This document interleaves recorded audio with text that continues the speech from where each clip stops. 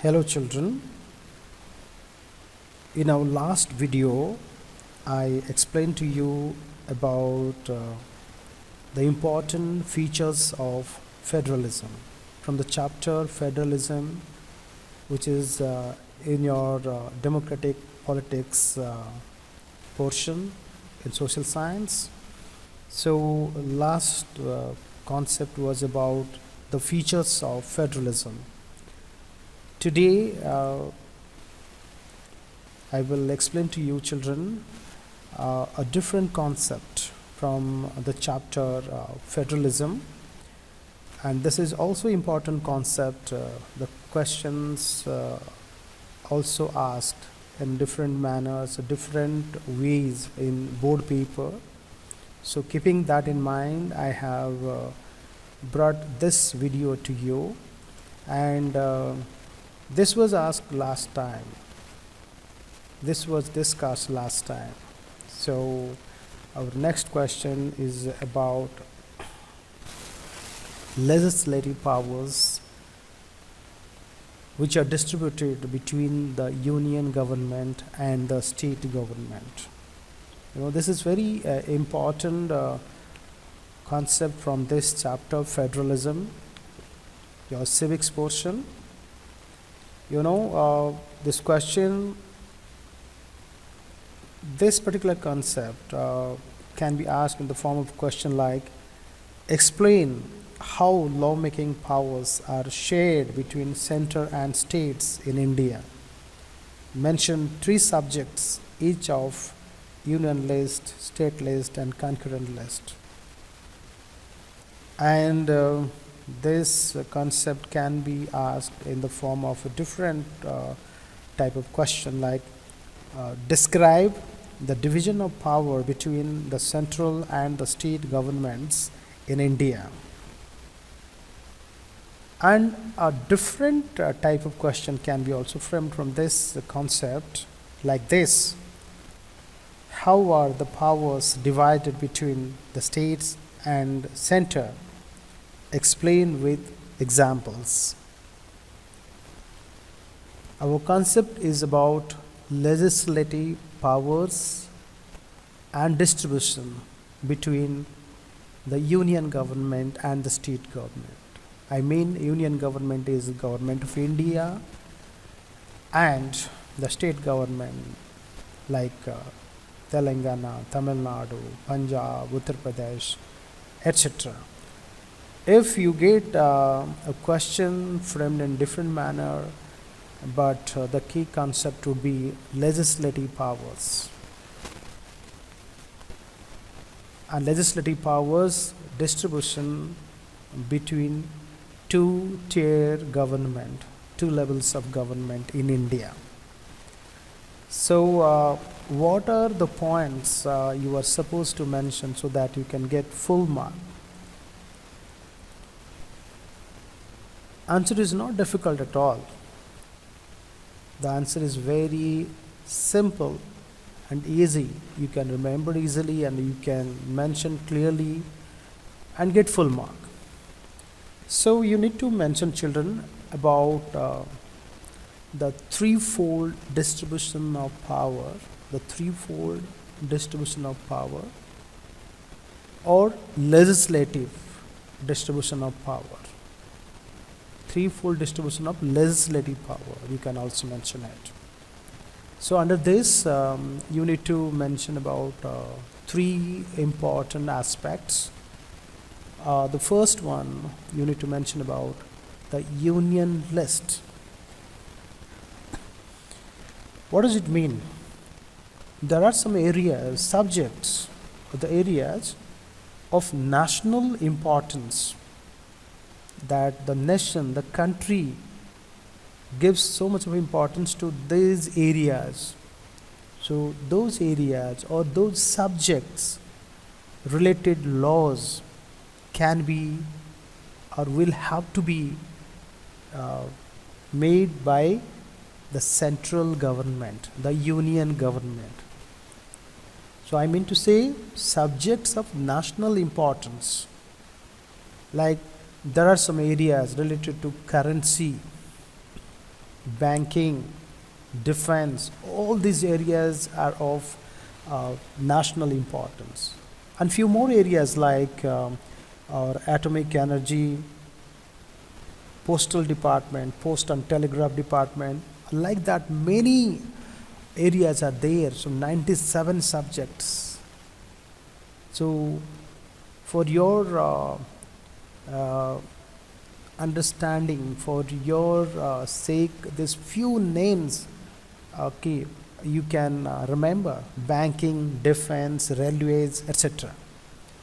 So about all these subjects, the central government can pass laws. So this is called union list, the areas or the subjects which come under the central government, the union government, are called union lists. So the laws related to all these areas like banking, defense, railways, foreign affairs, etc., related to all these areas, the central government will make laws. There are 97 such subjects are there, but we are mentioning only few here. Then what is state list? Here obviously these are the areas, the subjects which are important ones, okay, for the state government. In this case, about, for example, agriculture, police, irrigation, okay, trade, commerce, local government. So related to all these areas, all these subjects, state government can pass laws, can make laws. So union list, only central government will make laws. In state list, only state government will make laws about all these areas. There are, we have mentioned few: agriculture, police, irrigation, etc. There are 66 subjects under state category or state list. Then what is concurrent list then? So this list, actually concurrent list, comprises the subjects which are of common concern both to central government and the state governments. It's a common concern. There are some areas like education, forests, trade unions, and many other areas are there about marriage and divorce and economic planning. Okay, about there are 47 subjects. So we have mentioned a few right now: education, forest, trade union, etc. There are 47 subjects under this category where both central government and state government can make laws. All these areas, both the government has the power to make laws. But what happens in this case here, the problem is, if there is a conflict between the central law and the state law related to education, for example, or related to forest, for example, central government has passed a law related to forests, and state governments also have passed the laws related to forest. If the laws passed by both the governments, okay, do not match, if there are conflicts, in this case the central law would be taken into consideration. The central government's law will be considered, and central government law would be effective. So this is the thing you need to remember. In concurrent list, children, there are 47 subjects. State governments can also make laws. Central governments also make laws. If there are clashes, there are conflicts, central government laws will prevail, will be effective. So children, for this question, the legislative power distribution between the state and central government, you need to mention threefold distribution of power: union list, state list, and concurrent list. For under each list, you need to mention 2 to 3 examples. For union list, for state list, also few examples, 2 to 3 examples should be enough, and concurrent list also 2 to 3 examples. And if you mention this 97 subjects for union list, 66 subjects for state list, and 47 subjects for concurrent list, if you mention that, it would be impressive. If you do not remember, you can also skip this, but better you remember this, and surely you will fetch full mark for this kind of questions. So besides this threefold distribution of power, and something else is also coming now. Now we could see it is mentioned somewhere down you can find residuary power. So about certain areas, for example, when this threefold distribution of power was mentioned in our constitution, so certain areas, certain subjects were not very clear, or were not mentioned those days, because there was no knowledge about those areas. And later on, some areas were given, or subjects were given importance by the government, and government had to make laws. So those things came as residuary power. The areas, the list or subject which are not mentioned in union list, state list, or concurrent list, those areas come under a new category, or called residuary subjects. For example, when this was made, that time information technology, IT, was not taken into consideration.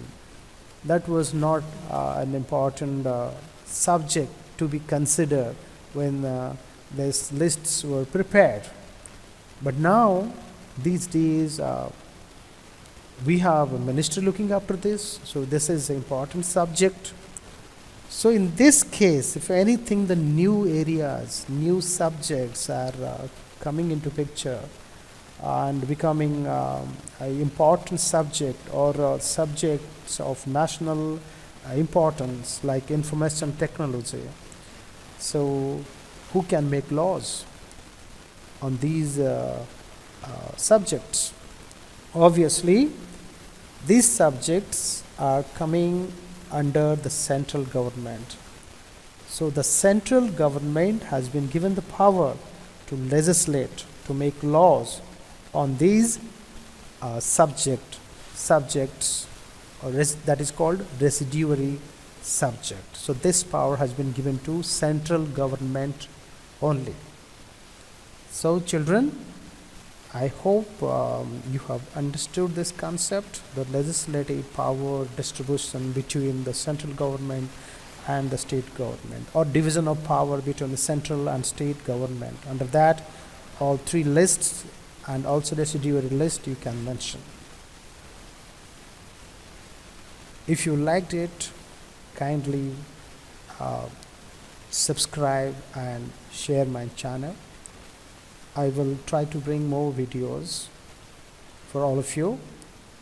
Thank you, children. Thank you very much. Bye.